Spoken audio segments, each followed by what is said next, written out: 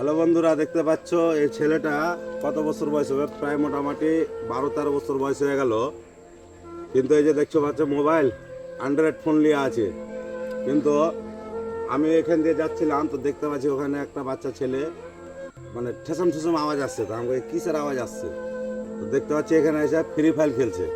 তো ফ্রি ফায়ারটা যে খেলছে, তো ওর হাত থেকে মোবাইলটা আমি ছিনিয়ে নিল। ছিনার পরে আমি ওকে জিজ্ঞাসা করছি যে তোর বাড়ি কোথায়। তো অ্যাকচুয়ালি ওর বাড়ি হলো টালবাংরা। তো ও বলছে বহামা। ওকে বলছে তোর থানা কোথায়? ওর থানা হচ্ছে হরিশ্চন্দ্রপুর। তো বলছে চণ্ডীপুর। ওকে বলছে তোর জেলা কোথায়? বলতে পারছে না। পোস্ট কোথায়? বলতে পারছে না। তো এরকম বাচ্চাদের হাতে যদি এরকম অ্যান্ড্রয়েড মোবাইল থাকে, ফোন থাকে, তাহলে পরে বাচ্চাদের কি হবে দেখতে পাচ্ছ।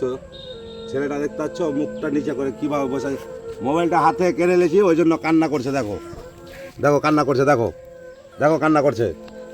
মোবাইলটা হাত থেকে কানার পরে দেখো কীভাবে কান্না করছে। দেখো এই কেড়ে নিয়েছি ওই জন্য কান্না করছে। ওকে মানে ভালো কথা জিজ্ঞাসা করছি কিন্তু ভালো কথার দিকে নেই।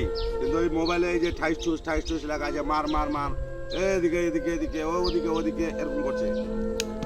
কিন্তু কথা যে কিভাবে বলতে হয় কোনো কিছুই জানে না। এগুলো ছেলে এখন স্কুল পড়ার সময় দেয়, কিন্তু স্কুল না পড়ে এই দেখো না বাবা মা দিয়ে দেয় অ্যান্ড্রয়েড ফোন হাতে, খেলো বিন্দাস, বাসতলাতে গাছতলাতে যেখানে হবে খেলো বসে বসে।